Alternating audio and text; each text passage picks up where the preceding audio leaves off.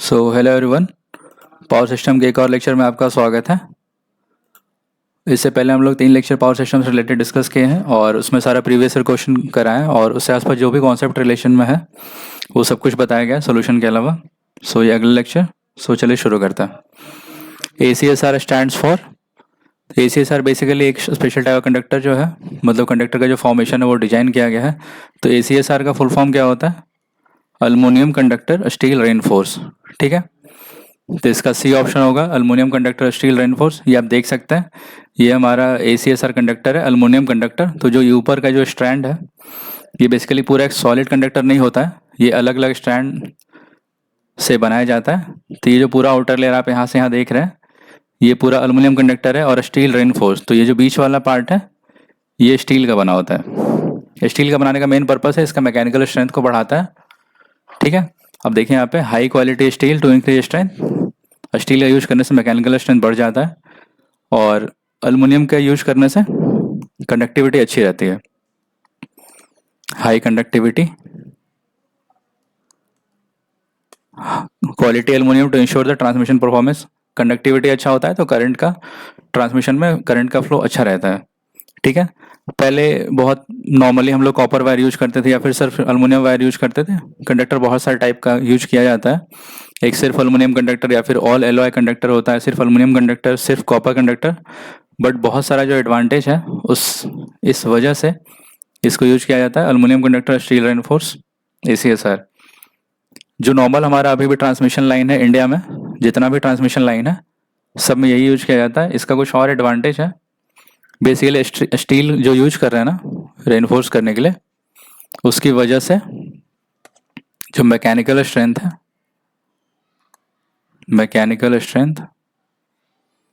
वो इंक्रीज हो जा रहा है, राइट। अलग अलग स्ट्रैंड जो होता है ना उसको एक साथ यहाँ पे उसको ऐड करके कंडक्टर बनाया गया है, तो इससे होल्डिंग कैपेसिटी बढ़ जाता है। Holding capacity increases. अगर एक पूरा सॉलिड कंडक्टर होगा तो इतना फ्लेक्सिबल नहीं होगा, तो उसको सपोज ट्रांसपोर्ट करने में या फिर कैरी करने में मुश्किल होगा। तो इसमें जो होता है फ्लेक्सिबिलिटी ज़्यादा रहता है,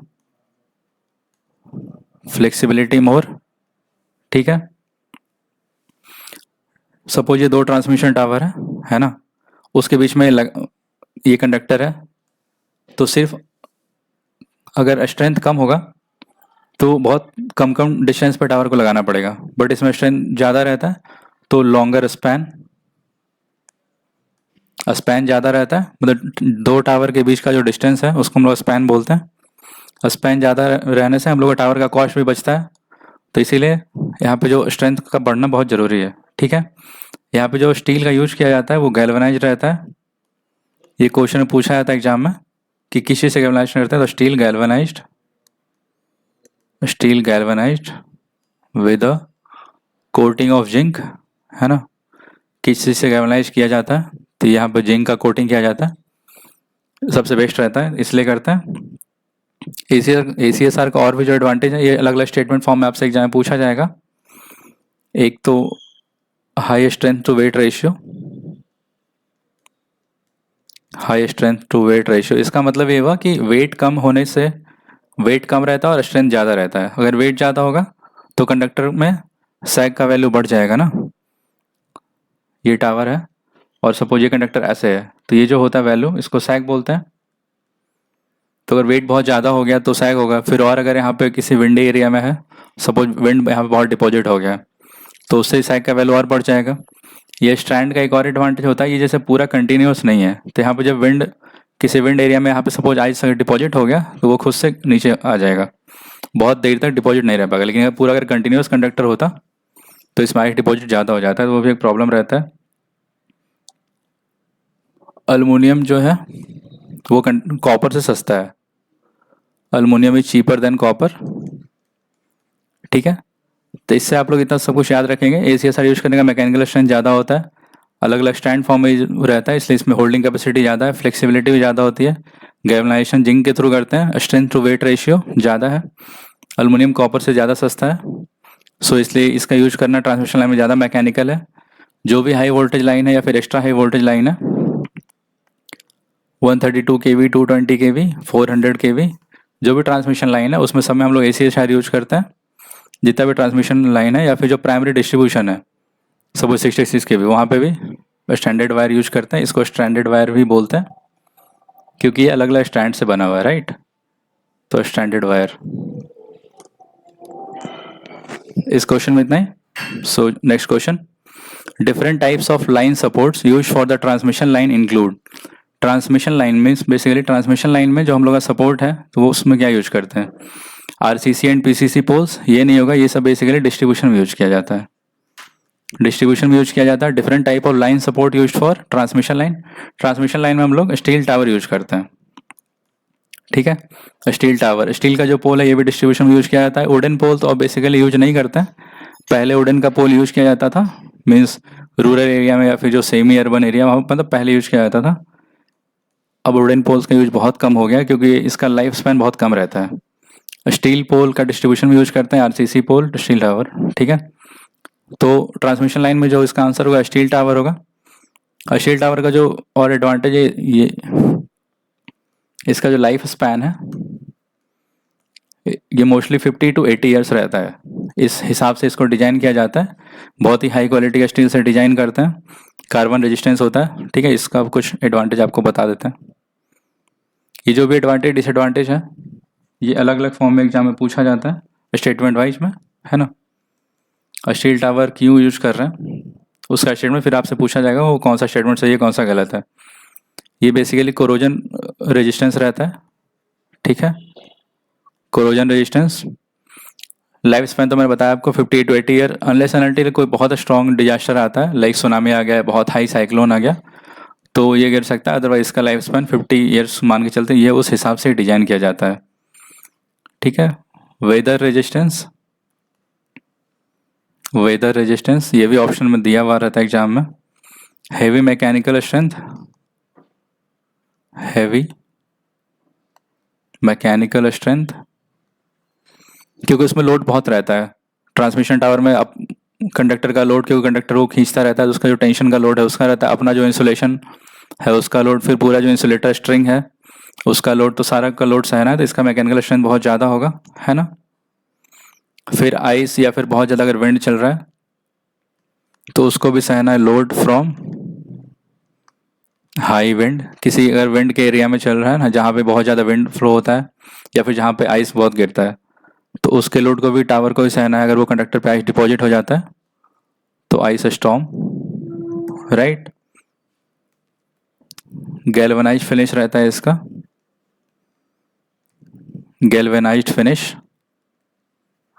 इससे क्या होता है कि no need of regular painting, ठीक है। पेंट करने का जरूरत नहीं है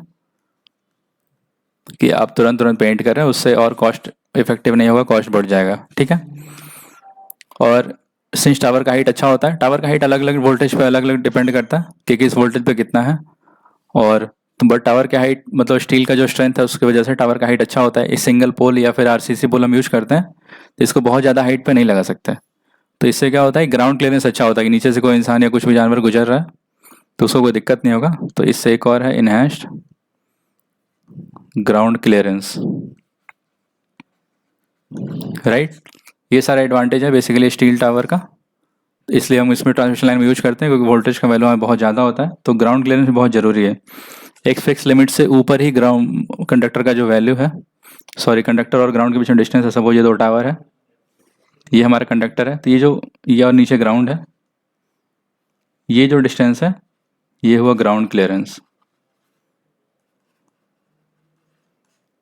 ग्राउंड क्लियरेंस ये पूरा सेफ्टी फैक्टर ले करके किया जाता है कि कंडक्टर अगर सपोज और थोड़ा नीचे आता है, मतलब गर्मी जब टेम्परेचर बढ़ेगा तो कंडक्टर का लेंथ थोड़ा बढ़ जाएगा ना, तो वो थोड़ा और नीचे आ जाएगा। तो किसी भी केस में जो इसका एक लिमिट है वो क्रॉस नहीं करना चाहिए, वो हमेशा वैलिड होना चाहिए। और ये जो वैल्यू होता है ये सैग होता है। सैग का फॉर्मूला क्या होता है WL²/8T। ये सैग कैलकुलेशन का फॉर्मूला है। T यहाँ पे टेंशन है, S सैग है, L है length of the conductor, W weight of the conductor, ठीक है। Wooden poles are not use, अभी थोड़ा देर पहले डिस्कस कर रहे थे, वुडन पोल यूज नहीं करते, पहले यूज करते थे, अभी बहुत रेयर केस में कहीं के रूरल एरिया में शायद यूज करते हैं, बट अब इसका यूज ऑलमोस्ट नेग्लेजिबल है। Wooden poles are not use because they easily rot below the ground level and limited to line voltage of 11 kV। ये सही है। लाइट इन वेट, नहीं जरूरी नहीं लाइट वेट, क्योंकि जब बारिश होती है तो ये वाटर सोक भी करता है तो इसका वेट बढ़ जाता है। Can easily the fitted and shifted, ऐसा भी नहीं है। चीप इन कॉस्ट, नहीं, लकड़ी सस्ता हमेशा नहीं रहता, क्योंकि वो ये जो लकड़ी है इसको स्ट्रेंथ चाहिए, तो बहुत हैवी लकड़ी चाहिए, तो इसका कॉस्ट चीप नहीं रहता। तो wooden poles are not use because they easily rot below the ground, ये इसका सही ऑप्शन है। मीन्स पहले यूज करते थे, अब यूज नहीं करते, क्योंकि सपोज ये यहाँ पे लगाना है, इतना लंबा पोल है, तो ये नीचे भी कुछ डिस्टेंस जाएगा, तो ज़मीन के नीचे पानी जब ये एब्जॉर्ब करेगा तो ये सड़ने का डर रहता है, तो इसका लाइफ स्पैन बहुत कम रहता है। और मैकेनिकल स्ट्रेंथ भी बहुत कम रहता है, लेस मैकेनिकल स्ट्रेंथ, इसलिए इसको 11 kV से नीचे यूज करते हैं, क्योंकि 11 kV से ऊपर जब जाएगा तो इंसुलेटर का जो वेट है वो भी बढ़ जाता है, कंडक्टर का वेट बढ़ जाता है, क्योंकि ज़्यादा कंडक्टर यूज किया जाएगा, तो इसलिए पॉसिबल नहीं है। ठीक है, अब इसका यूज बहुत लिमिटेड है तो नहीं यूज करते हैं। अगला question, towers are used in distribution, transmission, telephone या फिर स्ट्रीट लाइट। अभी थोड़ा देर पहले क्वेश्चन में देखे थे, ट्रांसमिशन टावर जो है वो ट्रांसमिशन लाइन में यूज करते हैं। ठीक है, डिस्ट्रीब्यूशन में हम लोग टावर यूज नहीं करते, एक सिंगल पोल का यूज किया जाता है, या तो सीमेंट पोल है या फिर कहेंगे जो स्टील का पोल है वो भी यूज कर सकते हैं। टेलीफोन वायर में भी एक सिंगल पोल, स्ट्रीट लाइट में भी सिंगल पोल, टावर का यूज हमेशा ट्रांसमिशन लाइन में ही किया जाता है। ठीक है, टावर का एडवांटेज बताया उधर, वेदर से रेजिस्टेंस होना चाहिए, और स्टील का जो है गैल्वेनाइज रेजिस्टेंस होता है, वेदर रेजिस्टेंस होना चाहिए, लाइफ स्पैन बहुत अच्छा होता है उसका। ठीक है, in transmission line generally the wire used are, पहला ACSR, ये वही aluminium conductor steel enforced wire है, दूसरा copper wire, third iron, fourth is aluminium. तो ट्रांसमिशन लाइन में जो वायर हम लोग यूज करते हैं वो ACSR वायर यूज करते हैं। सिर्फ कॉपर वायर यूज कर सकते हैं क्योंकि कॉस्ट ज़्यादा होता है, सिर्फ एल्युमिनियम वायर मतलब लॉन्गर स्पैन में नहीं यूज कर सकते क्योंकि उसका मैकेनिकल स्ट्रेंथ ज़्यादा चाहिए, तो ACSR यूज करते हैं। फर्स्ट क्वेश्चन जो हम लोग डिस्कस किए थे, एल्युमिनियम कंडक्टर, स्टील रेनफोर्स्ड। ठीक है, तो ट्रांसमिशन लाइन में यूज करते हैं, इसका जो एडवांटेज है हम लोग सबसे फर्स्ट क्वेश्चन में सारा डिस्कस किए हैं। In transmission line the cross arms are made of, ठीक है, ये हमारा ट्रांसमिशन टावर है जिसका भी एडवांटेज की बात कर रहे थे, है ना। ये जो पार्ट है इसको क्रॉस आर्म बोलते हैं, क्रॉस आर्म, क्रॉस आर्म। ठीक है, ये क्रॉस आर्म, ये है इधर, ये भी क्रॉस आर्म है, ये भी क्रॉस आर्म है, राइट। तो ट्रांसमिशन टावर में, ये ट्रांसमिशन टावर है, ये पूरा स्टील का ही बना होता है, तो जो ये है ना क्रॉस आर्म, ये भी स्टील का ही बना होगा, वुड तो पॉसिबल नहीं है, कॉपर से क्यों ही बनाएंगे। ये तो बहुत अच्छा कंडक्टर है, किसी भी केस में अगर यहाँ से कुछ शॉर्ट करता है, इंसुलेशन में प्रॉब्लम आता है तो पूरे टावर में लाइट आ जाएगा, तो कॉपर में क्यों करेंगे। तो cross arms are made of steel. ये हमारा पूरा ट्रांसमिशन टावर है, इसको क्रॉस आर्म बोलते हैं। ये देखिए आप, ये डबल इंसुलेटर स्ट्रिंग है, राइट, ये पूरा कंडक्टर है, एक मिनट, ये जो है ये पूरा कंडक्टर है। ठीक है, टावर से ये जो दिख रहा है ये पूरा इंसुलेशन स्ट्रिंग है, यहाँ पे दो स्ट्रिंग है, दो स्ट्रिंग यूज सब करते हैं जब कोई रोड का क्रॉसिंग है, कोई इंपॉर्टेंट रोड है, या फिर जब रोड का क्रॉसिंग होता है तो एक टावर रोड के इस तरफ और इस तरफ, तो यहाँ पे जो रोड के बाद जो फर्स्ट टावर है उसमें हम लोग डबल इंसुलेटर स्ट्रिंग यूज करते हैं, क्योंकि इन केस अगर कोई इंसुलेटर स्ट्रिंग अचानक से फेल हो गया तो कंडक्टर जो है ये रोड पे नहीं आएगा, तो किसी का कुछ नुकसान नहीं होगा। बाकी नॉर्मल केस में एक यूज किया जाता है, बट किसी भी इंपॉर्टेंट स्पेस में या फिर रोड या फिर कोई रिवर क्रॉसिंग है वहाँ पर दो यूज किया जाता है। और सिंस ये देखिए इंसुलेटर स्ट्रिंग नीचे नहीं है, ऐसे टेंशन टाइप का है ना, तो इसको टेंशन टाइप का इंसुलेटर बोलते हैं, या फिर इसको बोलेंगे स्ट्रेन इंसुलेटर। ये स्ट्रेन इंसुलेटर है, राइट। आप ये देखें, यहाँ पे एक सिंगल में लाइन में दो कंडक्टर है, तो ये बंडल कंडक्टर हुआ, दो या दो से ज़्यादा का, और कंडक्टर का जो बीच में जो है, ये जो दोनों कंडक्टर के बीच में कनेक्ट किया हुआ है इसको स्पेसर बोलते हैं, स्पेसर, राइट। तो ये क्रॉस आर्म, ये कंडक्टर, ये हुआ इंसुलेटर स्ट्रिंग, ठीक, इंसुलेटर स्ट्रिंग, ये कंडक्टर, ये स्पेसर, राइट। और भी इसमें अलग अलग बहुत सारा कंपोनेंट होता है, ये फिर कभी सारा एक बार अच्छे से डिस्कस करेंगे। और जो सबसे टॉप में वायर होता है, यहाँ पर नहीं दिख रहा, जो सबसे टॉप वायर होता है वो अर्थ वायर रहता है, ठीक। Next question, the conductor use for transmitting power must have following characteristics. It should have low value of a specific resistance, should be light in weight and not brittle, it should have low cost and high tensile strength. Conductor जो use हो रहा है transmitting power में basically ACR conductor, तो it should have low specific resistance, resistance का value कम ही होना चाहिए तभी तो अच्छे से करंट फ्लो होगा. लाइट इन वेट होना चाहिए, जितना लाइट वेट होगा तो कंडक्टर पे टेंशन कम लगेगा और कंडक्टर पे जो फोर्स अप्लाई हो रहा है वो भी कम होगा, तो ये भी स्टेटमेंट सही है. It should have low cost and high tensile strength, since steel का यूज किया जाता है एसीएसआर में, है ना, तो टेंसाइल स्ट्रेंथ अच्छा होना चाहिए क्योंकि कंडक्टर का भी लाइफ स्पैन बहुत अच्छा रहता है. तो इसमें सारा ही स्टेटमेंट सही है, कंडक्टर का ये सारे एडवांटेज है. ठीक है, ये स्टेटमेंट वाइज ये सारा मतलब ये सारा ऑप्शन सही है. Next question, ACSR is used in place of copper in overhead lines because of first high current capacity. ये गलत है. कॉपर में का जो करंट कैरिंग कैपेसिटी है वो एल्युमिनियम से ज़्यादा है और ACSR कंडक्टर में तो बीच में स्टील भी है, मतलब उसके टेंसाइल स्ट्रेंथ को बढ़ाने के लिए. तो आप समझ सकते हैं करंट कैरिंग कैपेसिटी ACSR का कॉपर से ज़्यादा नहीं होगा. ठीक है, being lighter in weight, light in weight भी नहीं होगा, ये भी गलत है क्योंकि बीच में हम लोग यहाँ पे स्टील यूज किए हैं तो वेट तो थोड़ा बढ़ेगा. ओवरऑल उसका एडवांटेज है, बट यहाँ पे सिंस कॉपर से कंपैरिजन किया हुआ है तो वेट तो लाइट नहीं होगा. Economical and higher tensile strength, ये सही है. एल्युमिनियम का कॉस्ट जो होता है वो कॉपर से कम है. ठीक है, इसीलिए ACSR का कॉस्ट जो है प्योर कॉपर कंडक्टर से इकोनॉमिकल है और हायर टेंसाइल स्ट्रेंथ, क्योंकि ACSR में हम लोग स्टील का भी यूज किए हैं तो टेंसाइल स्ट्रेंथ बढ़ाएगा टू इंक्रीज टेंसाइल स्ट्रेंथ. ठीक है, टेंसाइल स्ट्रेंथ इससे ज़्यादा होगा स्टील की वजह से और इकोनॉमिकल है ओवरऑल कॉपर के कंपैरेटिवली. तो इसका जो बेस्ट पॉसिबल ऑप्शन है, ऑल ऑप्शन करेक्ट नहीं होगा, बेस्ट पॉसिबल ऑप्शन जो है economical and higher tensile strength, तो इसका ही आंसर है. अगला question, ACSR conductors have all conductors made of aluminium, ये नहीं होगा क्योंकि हम लोग देखे तो वहाँ बीच में स्टील भी था और आउटर लेयर एल्युमिनियम था. Outer conductors made of aluminium ये सही है, inner conductor made of aluminium नहीं, no conductor made of aluminium नहीं.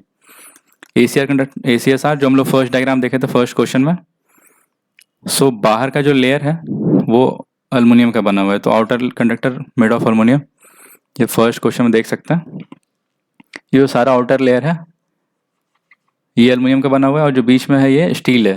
ठीक है, इसलिए एल्युमिनियम कंडक्टर स्टील रेनफोर्स भी नाम है. तो outer conductor made of aluminium, तो इसका ये आंसर हुआ. अगला question,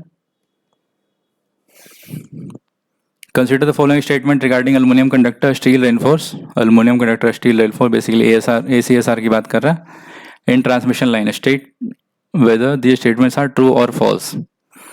it is cheaper than copper conductor of equal resistance. अब इससे पहले वाले क्वेश्चन बताएं, एल्युमिनियम जो है कॉपर से सस्ता होगा, तो ये सही है. Corona losses are reduce in it because of the larger diameter of the conductor. Same current carrying capacity के लिए अगर सिर्फ कॉपर यूज करते हैं या कोई भी और कंडक्टर यूज करते हैं, ठीक है, लेकिन सिंस यहाँ पे ACSR यूज किया जा रहा है ना, तो उसमें बीच में स्टील भी है, तो ओवरऑल जो डायमीटर है वो कंडक्टर का बढ़ जा रहा है और कंडक्टर का जो डायमीटर बढ़ेगा ओवरऑल तो कोरोना लॉस कम होगा. कोरोना लॉस के बारे में फिर अच्छे से कभी डिस्कस करेंगे. तो यहाँ पे कोरोना लॉस कम हो रहा है क्योंकि लार्जर डायमीटर है, तो ये भी स्टेटमेंट सही है. It has lesser mechanical strength so it need more support for a particular length of the transmission line. ये गलत है क्योंकि ACSR की बात करें यहाँ पर लिख रहा है लेस मैकेनिकल स्ट्रेंथ, इसमें स्टील का यूज किया गया है मैकेनिकल स्ट्रेंथ बढ़ाने के लिए, तो यहाँ पे मोर मैकेनिकल स्ट्रेंथ होगा, लेस नहीं, मोर मैकेनिकल स्ट्रेंथ. ठीक है, तो ये स्टेटमेंट गलत है. तो first true, second true and third is false, तो इसका सी आंसर होगा. ठीक है, क्योंकि एल्युमिनियम जो है कॉपर से सस्ता है, फर्स्ट स्टेटमेंट से ये कोरोना लॉस ठीक होता है. कोरोना लॉस से आप एक चीज यहाँ पे याद रख सकते हैं, इससे बहुत न्यूमेरिकल पूछा जाता है, directly proportional to frequency plus 25. But इसका फॉर्मूला जो है वो ओवरऑल वोल्टेज में रिलेशन लिखेंगे तो बहुत बड़ा है, बट एक रिलेशन यहाँ से आप याद रखेंगे. एग्जाम में पूछा जाता है फ्रीक्वेंसी का अलग अलग वैल्यू देगा कि 50 हर्ट्ज पे कुछ वैल्यू है तो 60 हर्ट्ज पे क्या होगा, तो इस फॉर्मूला से कोरोना लॉस का वैल्यू निकल जाएगा. यहाँ पे देख सकते हैं कि फ्रीक्वेंसी प्लस 25 है, तो सिंस DCA केस में फ्रीक्वेंसी का वैल्यू 0 रहता है तो इसीलिए कोरोना लॉस DCA केस में बहुत कम होता है. तो HVDC जो हम लोग यूज करते हैं तो उसमें कोरोना लॉस का वैल्यू बहुत कम होता है. इस सेशन में इतना ही। उम्मीद करते हैं आपको कुछ सीखने को मिला होगा। कुछ इससे रिलेटेड कोई डाउट हुआ तो आप कमेंट सेक्शन में पूछना, और किस टॉपिक पे आप वीडियो और चाहते हैं आप कमेंट सेक्शन में बता सकते हैं। मिलते हैं अगले लेक्चर में। Thank you.